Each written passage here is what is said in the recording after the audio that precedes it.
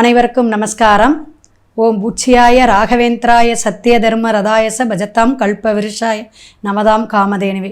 ஸ்ரீ ராகவேந்திரர் பொற்பாதம் தொற்று வணங்கி குரு வாழ்க குருவே துணை. மிக சிறப்பாக ஒவ்வொரு நம்ம பதிவுகளும் மாதம் பலன் மற்றும் வருட பலன், குரு பெயர்ச்சி, சனி மகா பெயர்ச்சி எல்லாமே சொல்லிட்டு வந்தோம். நெட்சன் டிவி நேயர்கள் அனைவரும் நமக்கு நல்ல ஆதரவு கொடுத்துட்ருக்கீங்க. கமெண்ட் பாக்ஸில் நிறைய உங்களுடைய கேள்வியெல்லாம் பார்த்துட்ருக்கோம்.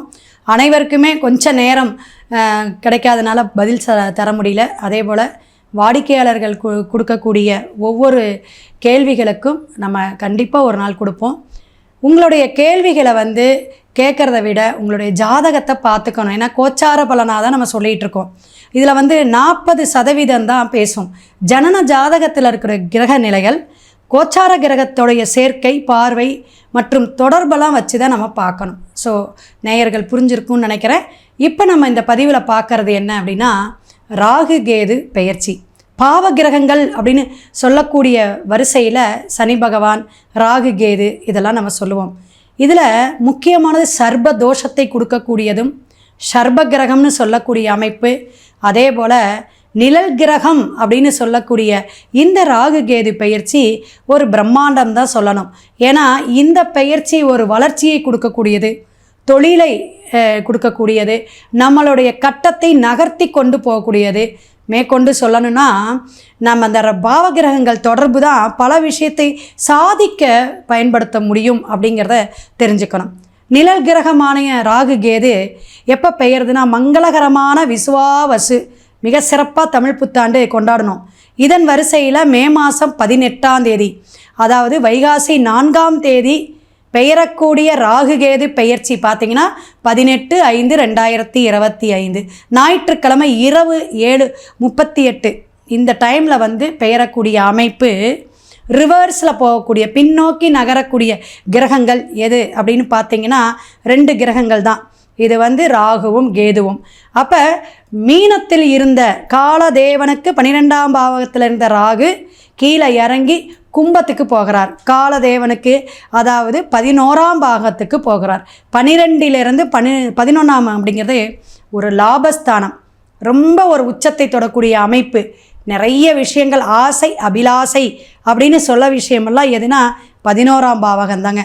இந்த விஷயம் எப்படின்னா 10க்கு 2ஆம் இடம், நம்மளுடைய தொழிலில் லாபம் வருதா இல்லையா அப்படின்னு பார்க்கக்கூடிய அமைப்புக்கே 11ஆம் பாவகத்தை நம்ம எடுத்து பார்ப்போம். இந்த மாதிரி சூட்சுமமான விஷயங்கள் இருந்தாலும், அதே போல் கேது பகவான் ஞானக்காரகன் எங்கே போகிறார்னா கன்னியில் இருந்தார். காலதேவனுக்கு 6ஆம் பாவகத்தில் இருந்து சிம்மங்கிற 5ஆம் பாவகத்துக்கு போகிறார். இது பொதுவாக 12 கட்டத்தில் காலதேவனுக்கு அமைப்பில் நம்ம இதை சொல்கிறோம். ஆனால் காலச்சக்கரத்தின் அமைப்பில் சொன்னாலும் நம்மளுடைய ஜாதகத்தில் லக்னம், ராசி இதெல்லாம் கவனிக்கணும். இந்த லக்ன ராசிக்கு 3, 6, 11 ராகு நின்று தசாபுத்தியோ அல்லது கோச்சாரத்தில் பயணிக்கும் பொழுது மிக சிறப்பாக இருக்குங்க. அதே பார்வைன்னு எடுத்துக்கிட்டிங்கன்னா 3, 7, 11 ராகு கேதுக்கான பார்வைகள். அது ரிவர்ஸில் தான் நம்ம பார்க்கணும். இப்போ கும்பத்தில் போகக்கூடிய ராகு எங்கே பார்ப்பார் அப்படின்னு கேட்டிங்கன்னா 3ஆம் பார்வையாக தனுஷுவை தான் பார்ப்பார். இதுபோல் ஒவ்வொரு ராசிக்குமே மேசம் முதல் மீனம் வரை ஒரு பலாபலனை எப்படி 1.5 ஆண்டுகள். இந்த பெயர்ச்சி எப்படின்னா 1.5 ஆண்டுகள் வரும். குரு பெயர்ச்சி பார்த்திங்கன்னா அவங்களுக்கு 1 வருஷம். 2.5 ஆண்டுகள் பெயரக்கூடியது சனி மகா பயிற்சி. மற்றதெல்லாம் மாதம் மாதிரி தான் மாறும் ஒவ்வொரு விஷயமும். ஏன்னா செவ்வாய், புதன், சுக்கிரன்லாம் மாதக்கோள்களாக மாறக்கூடிய அமைப்பை தரும் அப்படிங்கிறத தெரிஞ்சுக்கலாம். அப்போ இந்த 1.5 வருஷம் நமக்கு என்னென்ன பிரச்சனைகளை கொடுக்கும், என்னென்ன நல்ல பலன்களை கொடுக்கும், இதற்கெல்லாம் என்ன பரிகாரம் அப்படின்னு தொடர்ந்து வீடியோவை ஷேர் பண்ணுங்கள். அதே போல் உங்களுடைய கொஸ்டின்ஸ்லாம் நல்லா கேளுங்க. நிறைய ஜாதகத்தில் இந்த வருடம் மட்டும்தான் நிறைய ஜோதிடர் சம்பாதிப்பாங்க அப்படிம்பேன். ஏன்னா வரக்கூடிய இந்த 3 பெயர்ச்சியுமே பல பேத்துக்கு குழப்பம். அதனால் தெளிவாக மேசம் முதல் மீனம் வரை பரிகாரத்துடன் ராகு கேது பெயர்ச்சிக்கு பாருங்கள். அனைவரும் கமெண்ட் பாக்ஸில் சந்தேகம் கேளுங்க, ஷேர் பண்ணுங்கள், லைக் பண்ணுங்கள். அடுத்த வீடியோவில் சந்திப்போம். சிவாய நம. திருச்சிற்றம்பலம். கன்னிராசி நேயர்களுக்கு மிக சிறப்பாக ராகு கேது பெயர்ச்சி என்னென்ன பலாபலனை தரும் அப்படிங்கிறத நம்ம பார்ப்போம். ராகு கேது நிழல் கிரகம்ங்க. ஒரு சில ராசி கட்டத்தில் இருக்கும் பொழுது அது சிறப்பான அம்சத்தை கொடுக்கும். 3, 7, 11ஆம் பார்வையாக வரும் பொழுது சில பிரச்சனைகள்லேருந்து தீரக்கூடிய அமைப்பு. ஜென்மத்திலேயே கேது இருந்துச்சுங்க, படாத பாடு, நிறைய மண்டை குடைச்சல், தலைவலி, கண்ணுக்கு கண்ணாடி போடக்கூடிய அமைப்பு எல்லாமே கால புருஷனுக்கு 6ஆம் பாவகம் கன்னிராசி பல பிரச்சனைகளை சந்திச்சிருப்பீங்க. வம்பு வழக்கு, கோர்ட்டு கேஸு, அலைச்சல், பிஸ்னஸில் டல்லாகிடுச்சிங்க. எல்லாமே நம்ம ஜாதகம் பார்க்கக்கூடிய வாடிக்கையாளர்கிட்ட புலம்பல்கள் நிறைய இருந்துச்சு. இப்போ விடுபட்டு உங்களுடைய ராசி கட்டத்துக்கு 12ஆம் பாவகத்தில் போகக்கூடிய விஷயம் என பின்னோக்கி நகரக்கூடிய அமைப்பு, முன்னும் பின்னுமாக நகரக்கூடிய நிழல் கிரகம் ஒவ்வொரு ராசிக்காரரும் ஒவ்வொரு விதமான பலாபலனை கொடுப்பாங்க. 1.5 ஆண்டுகள் உங்களுக்கு பட்ட பாடலாம் இனிமேல் தீர்வுக்கு வரும். பயப்பட வேண்டாம், கவலையை விடுங்க. விவசாயத்துறையில் இருக்கிறவங்களுக்கெல்லாம் ரொம்ப அருமையாக இனிமேல் நல்ல ஒரு விளைச்சலையும் வருமானத்தையும் கைகூடக்கூடிய அமைப்பையும் கொடுக்கும். உத்தியோகத்தில் மாற்றங்கள் உண்டு. வேலை செஞ்சோம், எனக்கு 4 பேரை அடியால் வச்சு வேலை செஞ்சேன், உங்களோட சர்வெண்ட்லாம் இனிமேல் மதிக்கக்கூடிய காலகட்டங்கள், பல குழப்பத்திலிருந்து மீண்டு வரக்கூடிய விஷயங்கள்லாம் கன்னிக்கு உண்டுங்க. கன்னிராசி நேயர்களுக்கு மேற்கொண்டு ராகு கேது அப்படிங்கும்போது அயல்நாடு இது மாதிரி வெளிநாடுக்காக விசா வாங்கி வச்சேன், தடையாகவே இருந்துச்சு அப்படிங்கிறவங்களுக்கெல்லாம் இனிமேல் வரக்கூடிய காலகட்டங்கள் உங்களுக்கு சட்டுன்னு பயணம் பண்ணக்கூடிய விஷயங்கள் உண்டு. என்னென்ன இன்வெஸ்ட்மெண்ட்டு போட்டிருந்தீங்களோ அதெல்லாம் நிறைய உங்களுக்கு மாற்றத்தை கொடுக்கும், நிறைய வருமானத்தை கொடுக்கக்கூடிய காலகட்டமாக இருக்குது.